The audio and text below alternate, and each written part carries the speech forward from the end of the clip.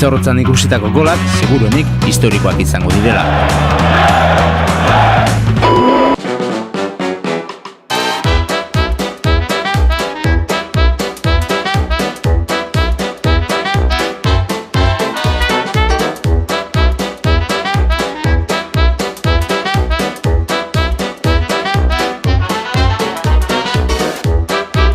Gasteiztarrak gogoz atera ziren.